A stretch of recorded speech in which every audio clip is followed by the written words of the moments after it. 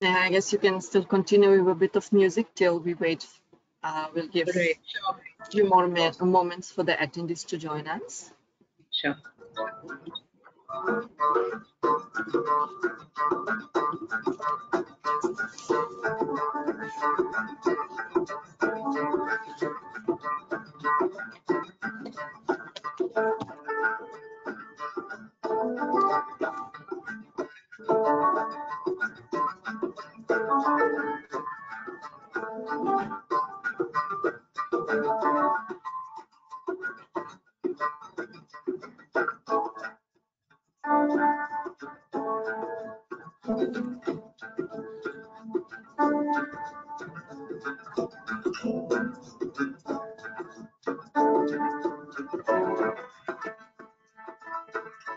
Okay, so in respect for attendees that joined us on time, I think we will start now, and whoever joins us a bit later.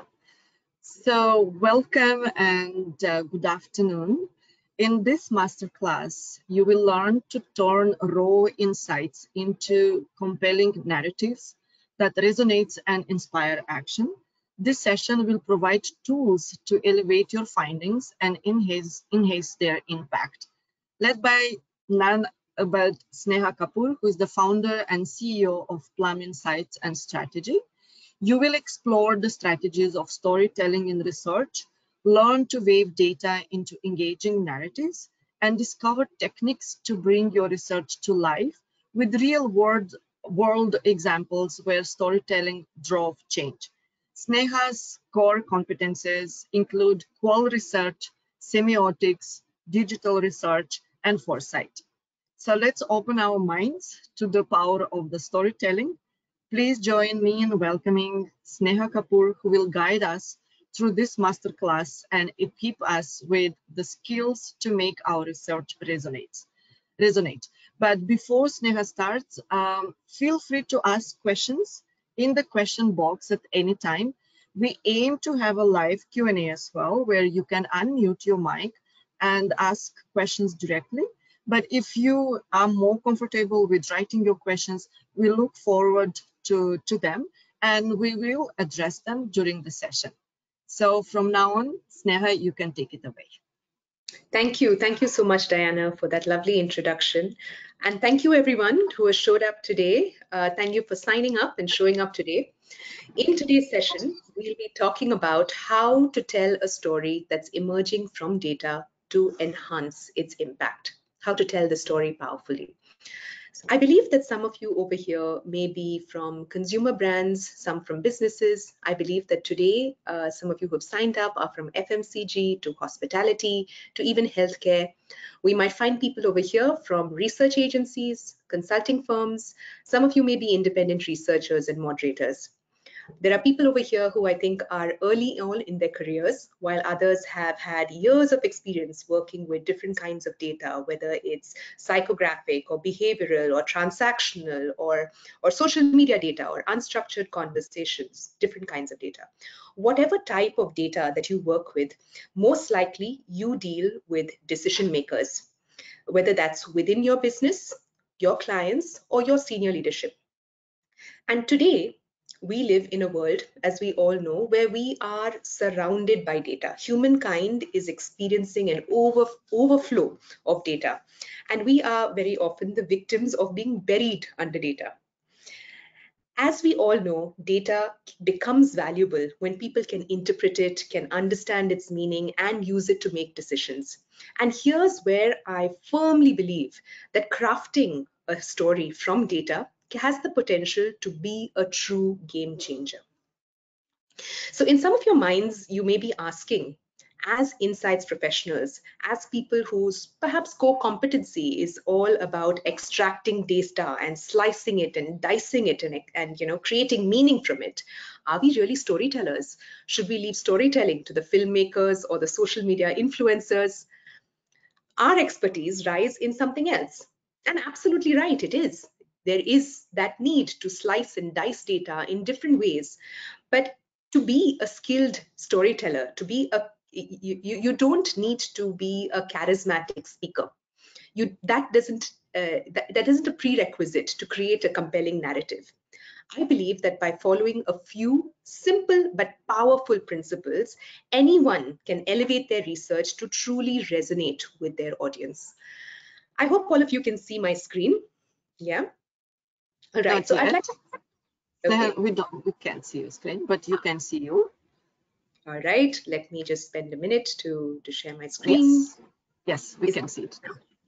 All right. So I'd like to tell you a little bit about myself before we begin. So I've spent about 15 years working in consumer insights, in marketing, advertising, communications, and through my career, I've had the opportunity to work with brands across Asia, both global and Indian brands such as Google, Spotify, Amazon, L'Oreal, the Tata Group, Mahindra Group, to name a few. And my background is in a bit of a mixed bag of social sciences, think anthropology, cultural studies, semiotics, mythology, psychology, a sprinkle of future studies. And in short, I like to dig deep into human behavior and cultural trends, and I've been fortunate enough to be able to build a career in this field. I'm also the founder of Plum Insights, a boutique cultural insights agency where we help brands figure out those big, tricky consumer and cultural questions and turn them into actionable strategies. Even though my experience is primarily in qualitative insights, consulting, and communications, today I'll be sharing some core tips, and tricks that you can use to better engage your stakeholders, no matter the context of the data that you're handling. All right. So enough about me for a minute. I would like to thank all of those of you who filled in that questionnaire that we shared in advance of this masterclass. We received about 40 plus answers, and thank you so much. It really helped to craft this session. But I would like to invite all of those of you here to whip out your phones for a quick minute and scan this QR code and think about this question. What keeps you up at night when making research presentations? So essentially, what is it that you are maybe uncertain about, or some things that give you a sense of stress, or things that really occupy your mind when you're making a research presentation? We'll spend about a minute here. I'd like to hear from you before I begin and hear your responses to this question. So please go ahead, scan this QR code, and I think your answers should come up here in a minute.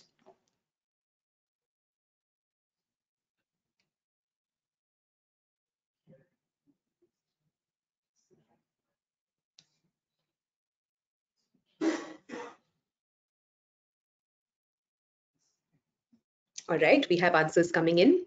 How to distill all our findings in a very easy and consumable way. Yes, absolutely relatable. After we finish a big piece of research, or we often find ourselves inundated with so much data. So how to actually distill all of that?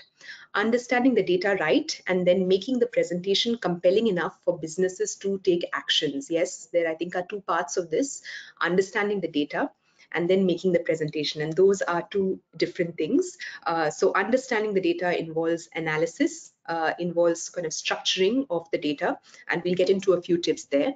And making a presentation is another thing altogether, and I have a few tips to share with you. How to avoid data dump? Yes. How to organize the data, how to distill it, how to engage and not to bore with dry facts and findings. Okay, I have a few tips for you. Too much data, what to communicate? Yes. Is the presentation actionable enough and not just a data dump? Okay, so that word data dump seems to be coming back a couple of times. All right, so there's something there about just communicating the volume of data that we have, writing with the reader in mind while staying true to the data. All right, yes, good inputs, all of you. Thank you so much. I think I have a few points that you might find valuable in the session today. So thank you for that. Let's move on. So I'd like to sort of, begin sharing with why storytelling. Why storytelling is truly important in this day and age, and why it can really elevate the power of your research. I'd like to begin with a quote with a renowned poet and activist who famously said, this is Maya Angelou, "People will forget what you said, people will forget what you did, but people will never forget how you made them feel." As an insights practitioner, I've come to realize that one of the crucial aspects of an impactful research is the way that the story is told, the way that the narrative is crafted. And I've seen brilliant research projects and strategies fail, not because of the quality of poor data, but because it lacked a compelling narrative that could really inspire action. A well-crafted story has really the potential to forge a deep connection with the audience rather than dying a sad death in a Google Drive folder or a shared drive folder in somebody's company. Yeah. So to me, data and storytelling are not an either or, but rather they are an and. Yeah. And there's actually science that backs this. When you listen to a talk and there's a lot of data and information that's being shared, there's actually only two parts of your brain that's being activated, the Wernicke's area and the Broca's area. These are the areas that actually tend to handle processing information, which is also why you tend to forget about 50% of what you hear immediately after a presentation is over. But when you hear a story, your entire brain lights up. Every lobe and your senses and emotions come alive. This is a phenomena that scientists call neural coupling, where the listener's brain and the storyteller's brain almost form a connection. It sort of creates an artificial reality. For example, if I describe the feeling of being soaked in the first monsoon of the season, of your skin drenched in the rain, your brain almost will conjure up an image of feeling soaked too. Yeah. So good storytelling actually generates empathy. And the more empathy that you feel, the more oxytocin that is released, the feel good chemical. And the more oxytocin that you release, the more you trust the speaker. This is why storytelling is such a powerful tool. It fosters trust between the storyteller and the listener. So good storytelling in our world can really be the bridge that connects two distinct worlds, the world of business and the world of consumers. Yeah. So on one side, the consumer world is a reality that is emotional. Consumers live unpredictable lives, they're deeply personal. Consumers lived in a world of desires, frustrations, evolving needs. Meanwhile, businesses are focused on hard metrics like profits, growth, timelines, efficiency. And storytelling is really that bridge that helps connect the two worlds by transforming raw consumer data, raw consumer information into narratives that resonate with both in emotion as well as strategic objectives. So storytelling isn't about making data digestible or simply just telling an interesting tale. It's about making people actually care.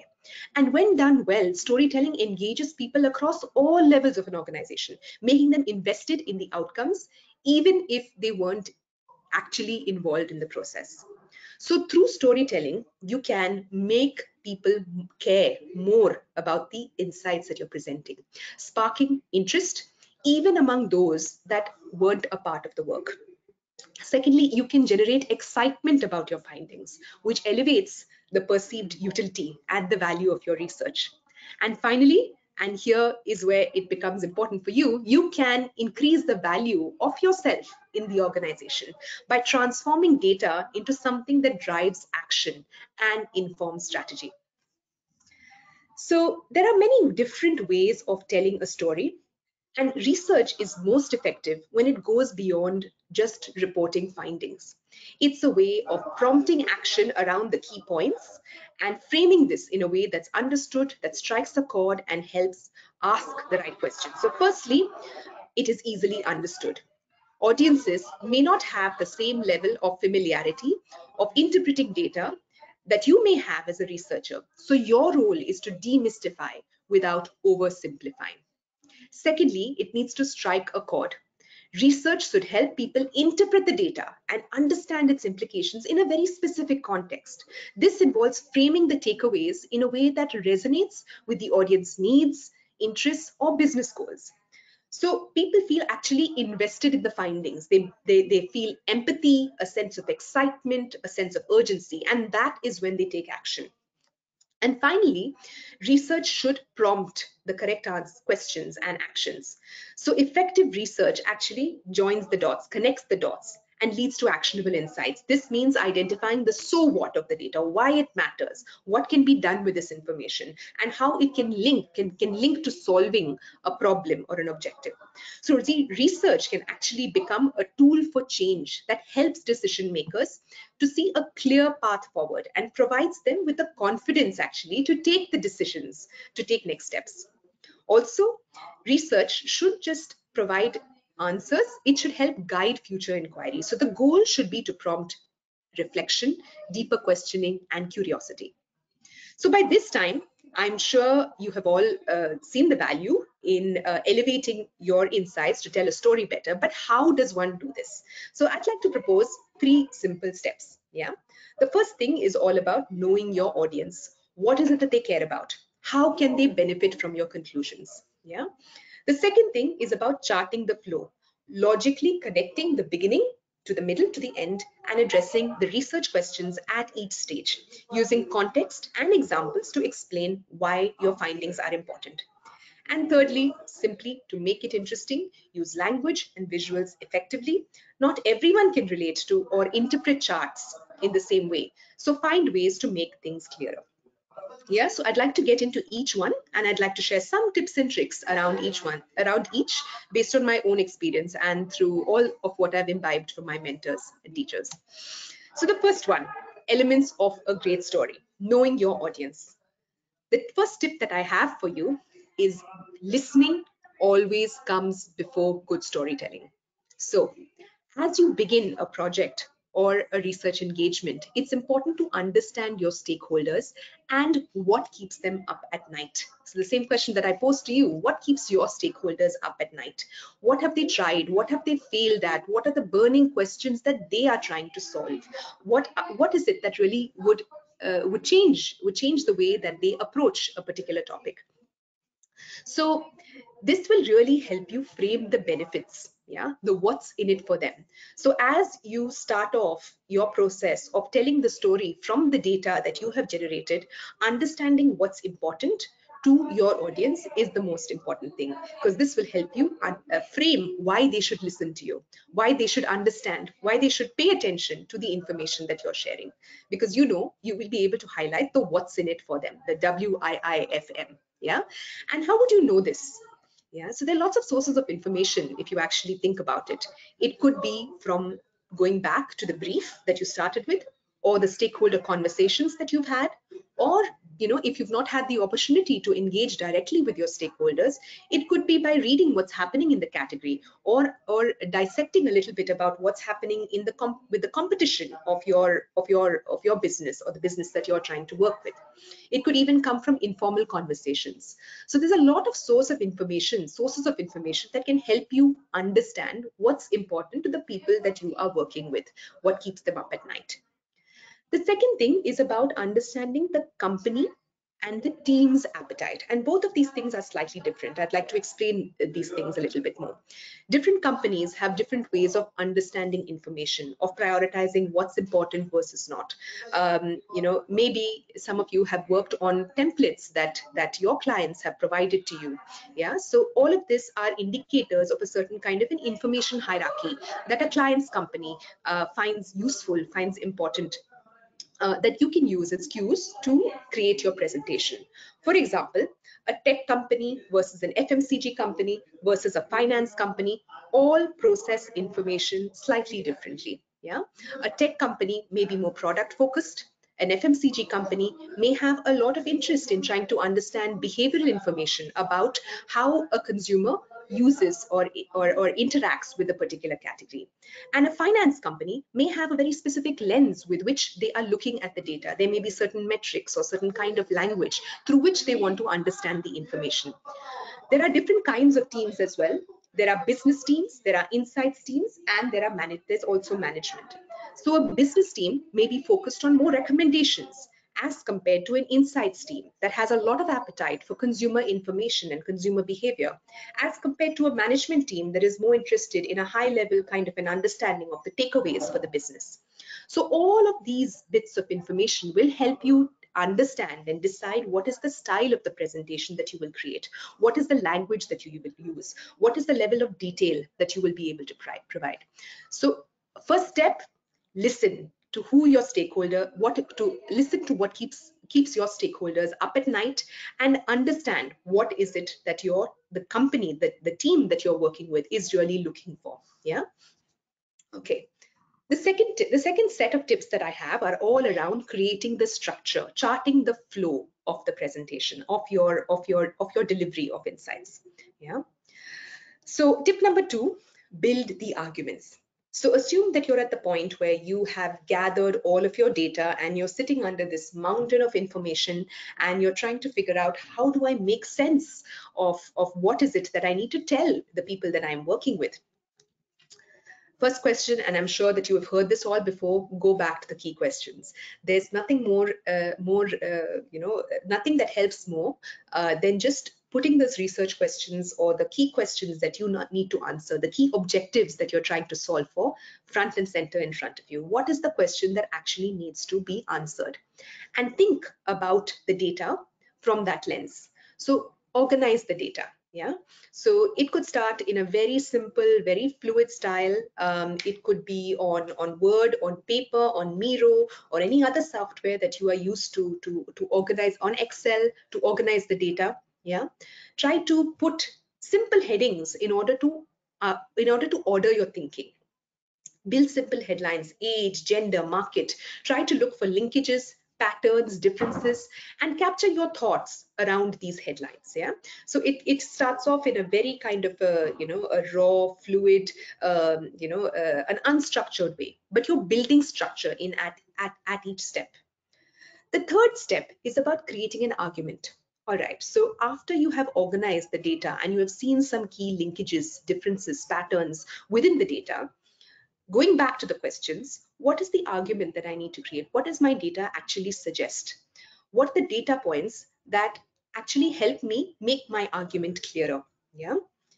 And fourthly, after you have created an argument or a set of arguments that help answer the key questions, try and build the flow. So this is the skeleton of the logic of your presentation. So connect each part of your argument together. Yeah. So if A is where we start, then that means B, which suggests C, which takes us to D and E, and finally we end up at F. Yeah. So 4 steps to build an argument. I'd like to make this a little bit more clearer in my following slides. So, I try to take a simple example that could be applicable to any kind of presentation of data. Yeah. An example of an argument. This is your question. So recapping, what is the objective? Moving on to recapping, what is the process that you followed to answer the question? So to find the answer to this question, we needed to look at A, B, and C. And then as a result of that, they threw up these issues. So in many decks, in many insights decks, this could be called life insights or consumer insights or cultural insights. So basically some larger points that help contextualize how people are interacting or interacting with a particular category. Yeah. So these issues reveal these insights, and that is what it meant, the actual implication of this. And as a result of which, this is what people do. Yeah, and feel like towards your brand, towards a category, towards a product, which suggests, and here's where you come to your strategic recommendations, that this is what you need to do. So as a business, this is what you need to do. And all of this can help answer your question, which is meet your overall objective. Yeah. So in each step, you're trying to build a clear, cohesive link by articulating the objectives, outlining the process, getting into some of the key issues that frame the way in which you want to present what's happening in the category, what is the implication for the brand or the business that you're working with, and all of that leading very clearly to the the strategic takeaways. Yeah, and linking that back to the objectives that you had outlined. Yeah. So I'd like to give you another example of how this could work.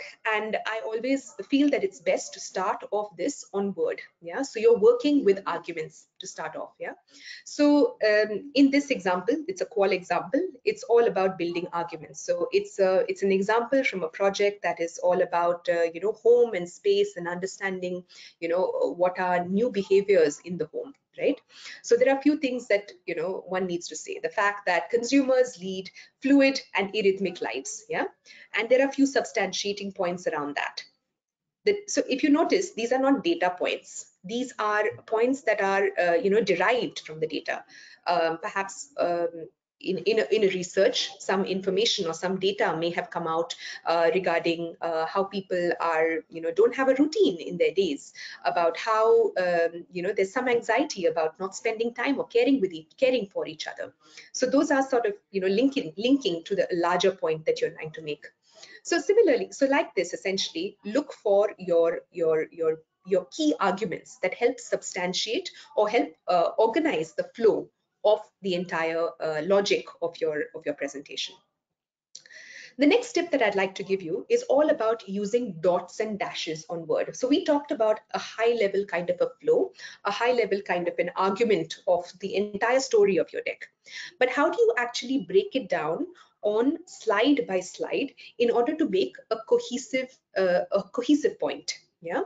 So a tip called dots and dashes. This is something that is very widely used in McKinsey and other consulting companies, which is simply about dots being key bullet points to explain statements in the storyline.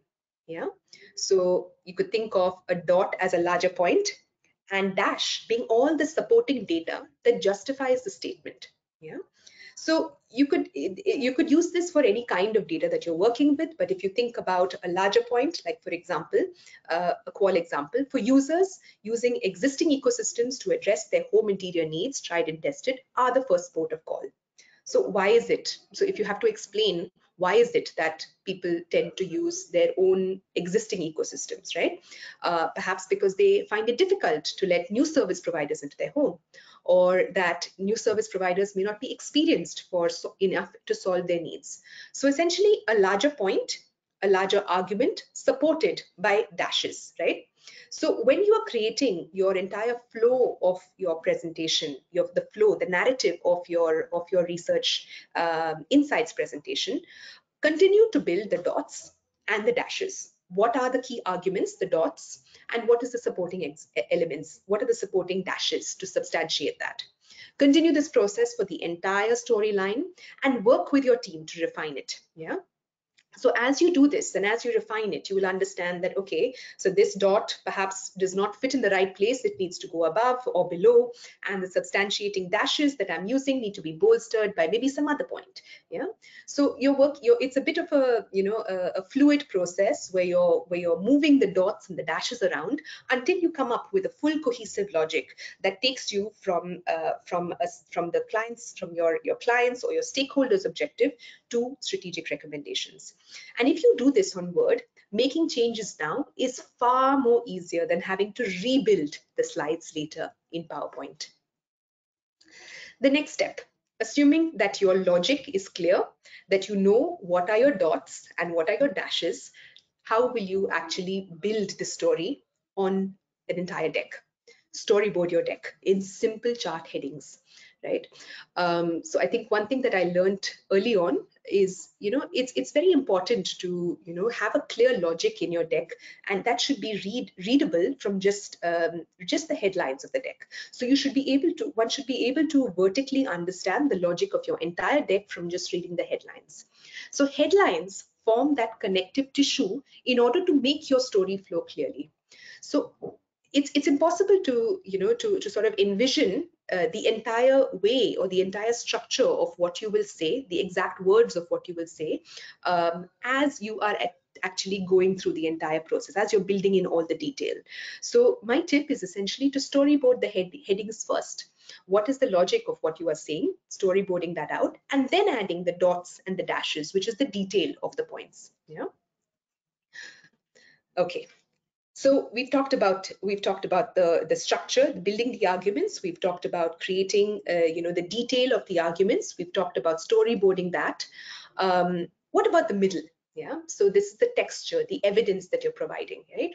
So the evidence is where is the middle, essentially. The statistics, the quotes, the stories, the examples, the case studies. So here is where actually the stories that maybe you've heard on field, or or that you have heard from consumers, the statistics, all the data points actually fit.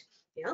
But beware at this point of drowning in the detail unless the project categorically demands it. Maybe there are some kinds of projects where you need, or some kinds of teams who demand a certain level of detail, where a team is unable to move forward unless the detail is absolutely clear.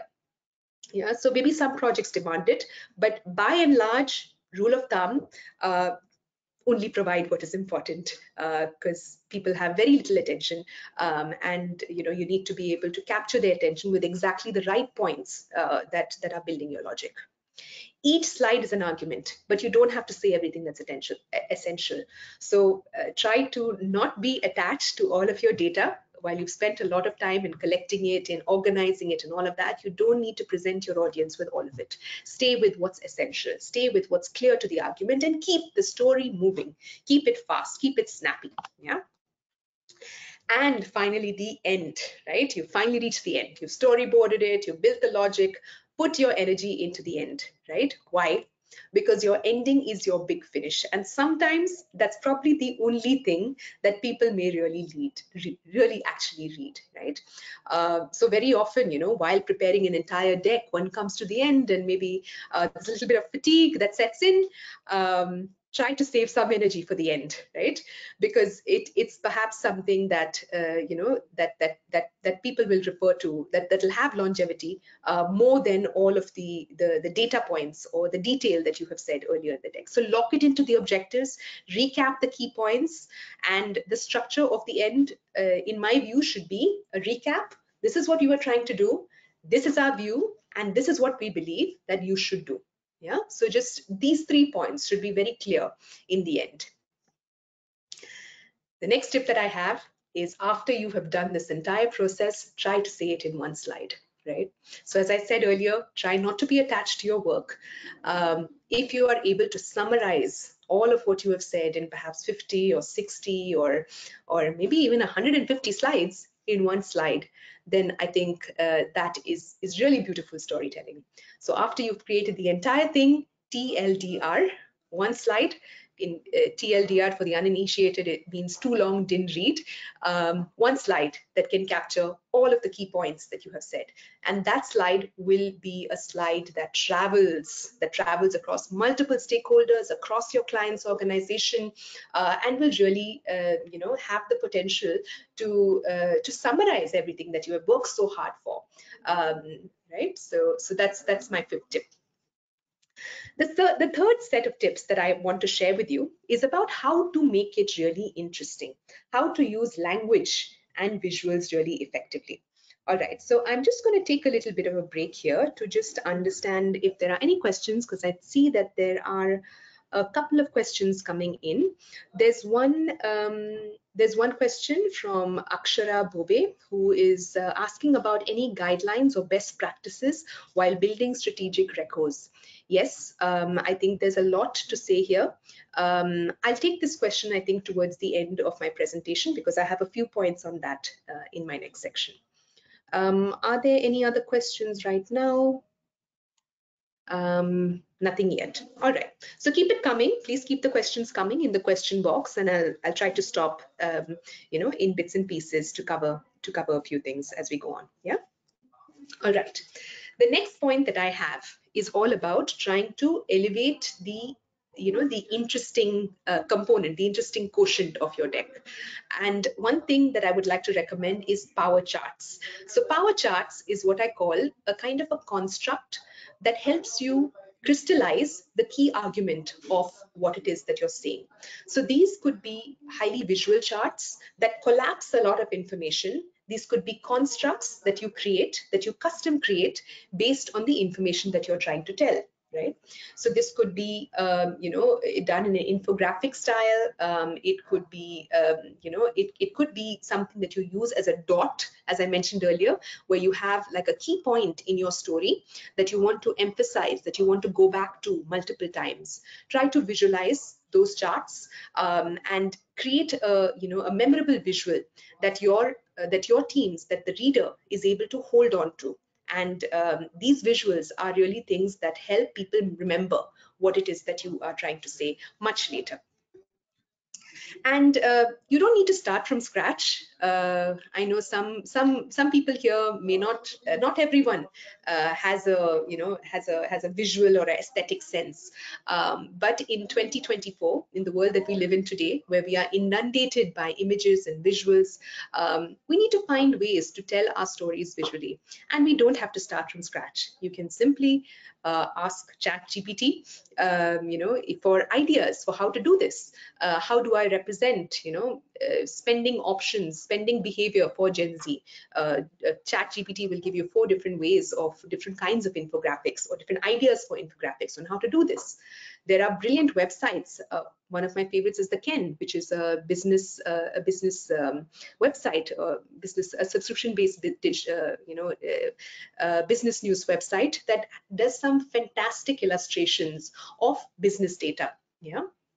So look at these sources of information and try to see if you can borrow any of these styles to be able to create some sort of a visual power chart that can crystallize and capture a lot of the information that you're trying to say clearly. And it doesn't need to be too complex or too highly visual. I think some of the examples over here are really beautiful, inspiring visuals that I have collected over the years. However, simple bar graphs, Venn diagrams, a Maslow's pyramid, a spectrum, a 2x2 matrix, these also work beautifully. My point in essence is really to provide your reader with some sort of a visual construct with which they can assimilate or digest the information that they're receiving from you. The next step is all about visuals. So, imagine that you have done all of that. You've charted the presentation, you've figured out the dots and dashes, you have you've got those power charts. How do you make your audience really, how do you sustain that interest of your audience, or really communicate the texture and the value, or I think the texture of what it is that you're trying to communicate? Realistic visuals, so images, right?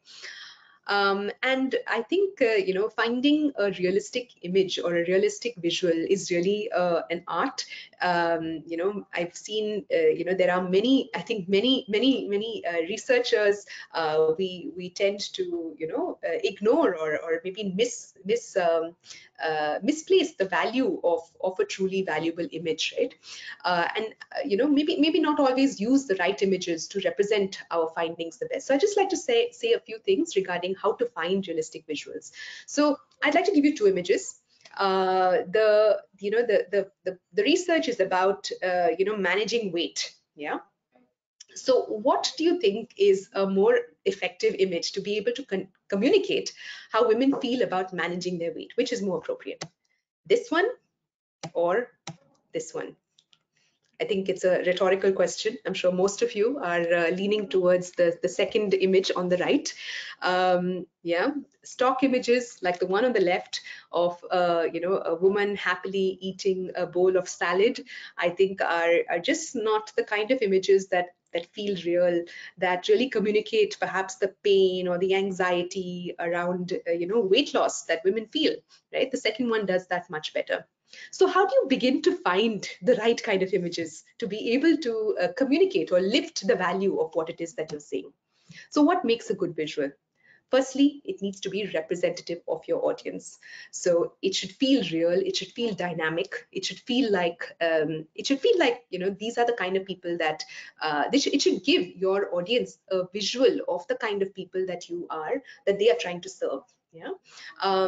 This can be gleaned from multiple sources. While Google has a lot of images out there, I would even look at other sources of information. I would look at other websites, and I can provide a list of this post this masterclass that can help you find good images. But the first thing being, it should be representative, so no stock photos. Secondly, images can really help evoke a memory without using much words, right? So you don't need to explain something with so many words. If you are able to find an image that can just simply connote the same idea or connote an idea, so you don't need to use words to fill in the gaps. The image itself is doing the trick. So, for example, an image like this, Nimbu Mirchi, it's a simple, image that connotes a sense of, maybe superstition. It's used often outside homes to guard away evil eye, all of that, right? So it connotes a certain idea of superstition, of belief, of, a certain kind of maybe even fear, right? So an image like this could be used. It's an image that has multiple meanings, but you can use an image like this along with just a little bit of text in order to really elevate what it is that you are trying to say, and not say it in so many words. The next point, it should feel real. So it should feel like it's actually representing your TG. It should have some amount of dynamism, right? Some amount of depth, yeah? So as to give a sense of who the audience is, what the context of where they live. All of this helps build more personal connection with the research, with the insights that you are presenting. And finally, images like the last one here on this slide, it's not a representative or a real image, but it's just an unusual image, right?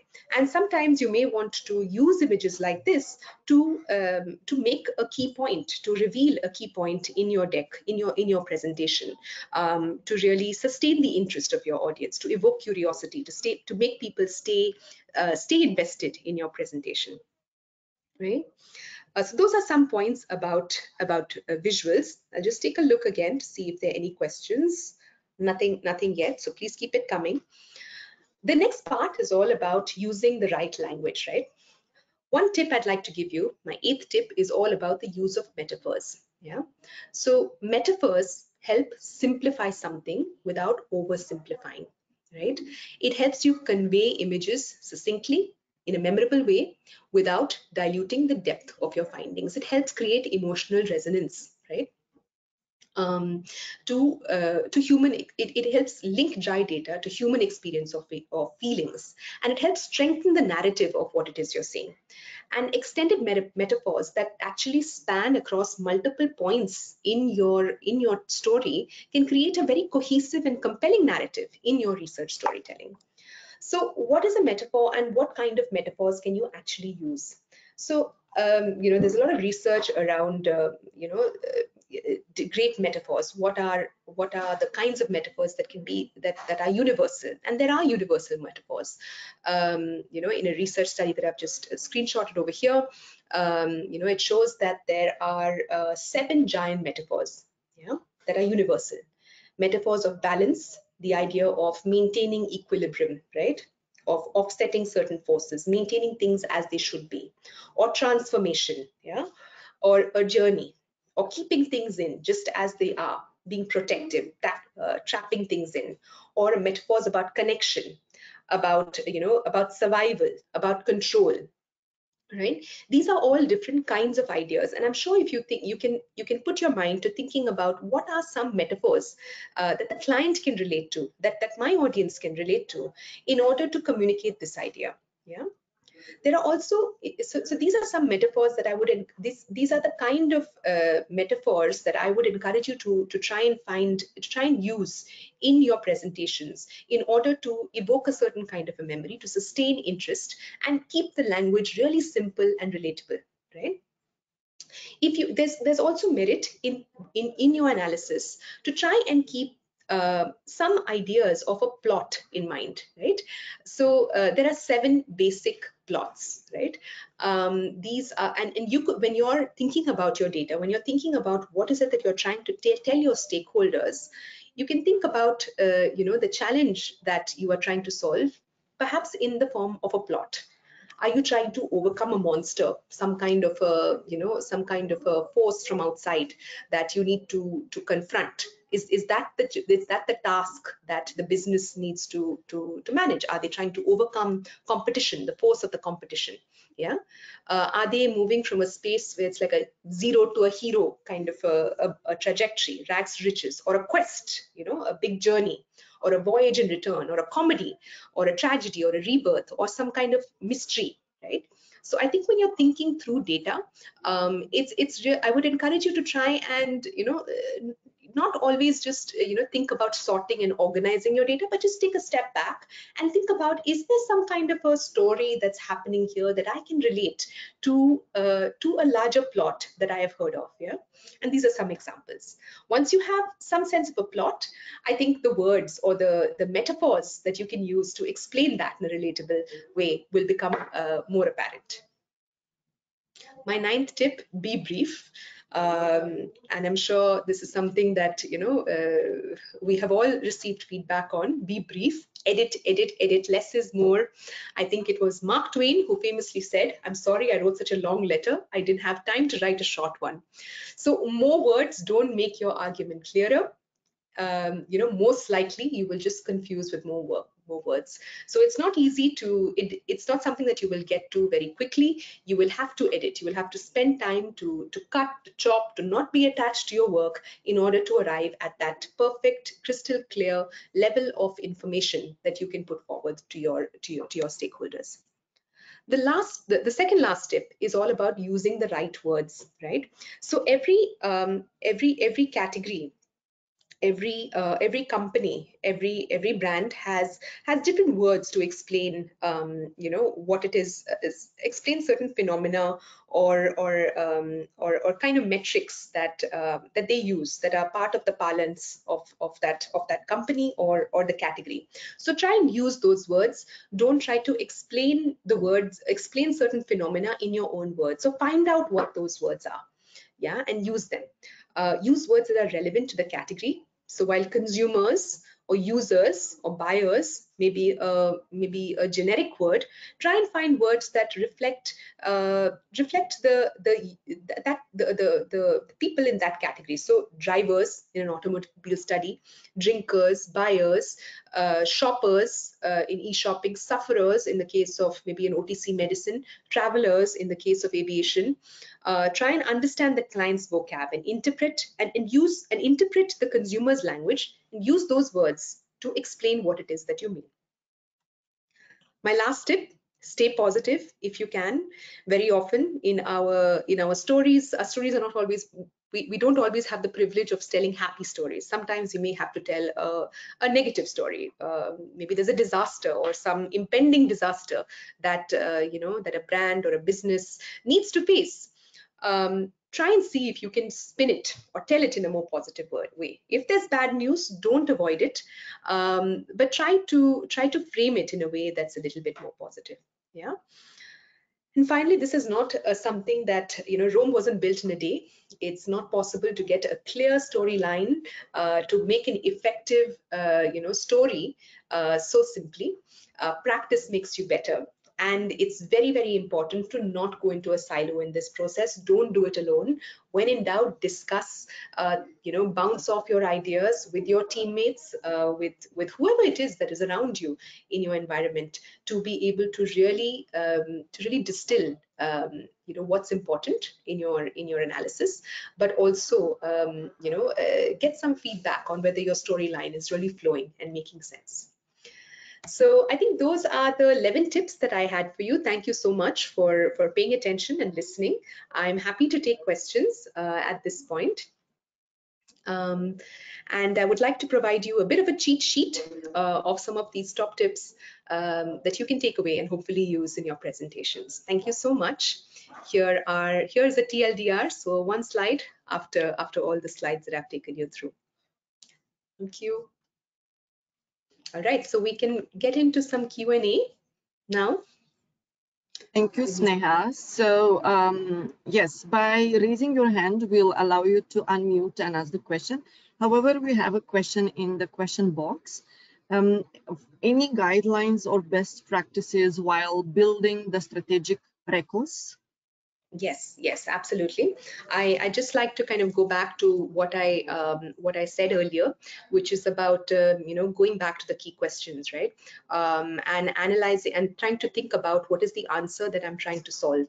So if that I believe in principle that if that is really at the center in the in your mind, you will be able to come up with the right answer, the right texture, the right direction from that is emerging based on your research, based on all the data that you're handling. And once you do that, it's about framing. It's about understanding what is the level of I mean, how do I frame this argument? What is the dot? What is the information, the insight that I need to provide versus what is the substantiating points? What are the data points that allow me to say that this is true? Yeah. To summarize, I think it's about keeping the big questions in mind, finding the right data to be able to answer those big questions, and cementing it with examples in a language that's clear, that's easy to explain, and that's easy to understand and relevant for your stakeholders. Of course, if you're able to add in elements of visuals, such as the power charts that I mentioned earlier, the infographics, or create some kind of a construct around it, it only enhances the memorability of your recommendations. There are many ways and many models that you may also use, so relevant to your category, to your to your domain. You may always kind of search for examples that may allow you to kind of build your recommendations in a more strategic way. Thank you. Thank you. I hope, Akshara, you got your answer. We also have an attendee, Venkat. You are unmuted. You can ask your question. Yes, please. Yeah, okay. So like Maheshwari from Venkat side, so I'll be asking the question. So yes, so once we know the objective, okay, so immediately you won't have so much clarity on the objective side, because once you start see the data, then once you will map the reality, okay, because we don't just directly deal with the objective on the data, because in the real it should not just deviate from the reality, correct? Because Mm. if this is the thing, if for example any two statements, this is how it has to happen, you cannot just go in a reverse way, you cannot interpret something else which is not happen in the reality itself, correct? So you should, so always you have to focus on the objective data and the reality also, it should map, correct? So my question is, so whenever I see the data, the confusion where I feel is like we feel everything is important. So how to prioritize that Mm. basically towards the objective? Because it is basically depends on any human perception. Because what I think it is important for me, maybe for you it will be different. Mm. So so how Yeah. do we prioritize that and can just so that we can put it in a better way? Yeah, So that's my I totally understand what you're hearing, because if you are so close to the data, you are probably gone on the journey, and you understand all the texture in so much detail. So it feels perhaps it feels like everything feels it feels like perhaps I need to say there's so much that I need to share. So how do you prioritize? So I think definitely my first tip, and as you also mentioned, is going back to the questions, what am I trying to answer, and thinking about like what is my argument. So if I have to answer this question, if my answer to the question is is X, what are my most valuable or worthy points? What are the most worthy points in the data that I'm working with that can actually help substantiate the argument in a debate? Yeah, think about it in a debate. When you're arguing, you have a perspective, and then you have rationale that builds that perspective, right? So look at your data. I mean, when you're building your argument, try and see what data points you have to support your argument. So I think if you follow that principle, then you will not end up presenting or using pieces of data that are not relevant to the question that you are trying to solve. Yeah, so that's, I Yes. think, what I would emphasize and encourage you to do, which is to build this argument. Yeah, and when you think about it as a sort of a task of answering questions, then I think you will probably be more able to find the data points that will help you substantiate your answers. Yes. Thanks, Neha. Got it. Yeah. Thank you, Sneha. We have another question in the question box from Ajanta Roy. She starts with an appreciation. This was wonderful. Can you quickly give us an example of sharing a not too good story, as you often have the stakeholders finding it tough to accept the reality generated? Mm. All right. So I think that sort of harks back to sometimes, maybe sharing bad news that people maybe don't want to hear. I think maybe I just would like to clarify: is the question about having bad news to share, or is it about having stakeholders not being convinced with what you are seeing? Because both of these things are slightly different, and I'll frame my answer based on what it is that you'd like to Yes, know. bad feedback. Bad feedback. Bad feedback, right? Okay, so here is where you need to be a bit of a diplomat. You need to find the right language to be able to explain what it is that you what it is that you have understood. So stay positive if you can. So I think all of us are invested in our work. I would say that because you all made a choice to attend a masterclass during your lunch break. So as we are invested in our work, so are the stakeholders of the research that we are that we're prepared. Sorry, so are the stakeholders on the other side. So they are very invested in the work that they are doing, and perhaps in the strategy that they have in the strategy or the product or the brand that they have launched into the market. So if you have bad feedback, or the consumers have bad feedback to share, try and word it in a way that feels that doesn't make them feel like it's an absolute disaster and that all their work has come to naught. So I would say there are ways of doing this. You could always say that X can do better in X brand can do better by blah blah blah. Put an opportunity to be able to whatever. So frame it in terms of perhaps something that they can do better in the future. Also avoid extreme language, I would say. Choose your language. So unacceptable or words like that, very strong words, try to dull that down. I think try and frame the positives first, so and get people to kind of and appreciate what it is that is going well, and talk about the areas of growth after that. So I think that's a good way, I think, not just in research storytelling, but in life, to convey bad news.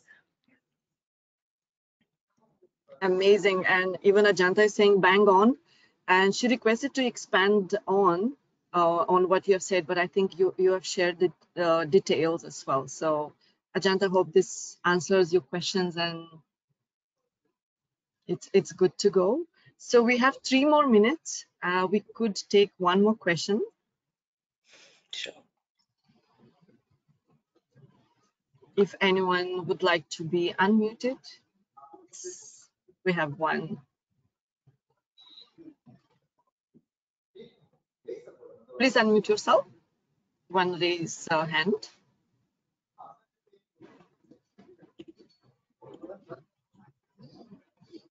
All right. Should work now. Yes. So yes, Neha, this is the same from Venkat side.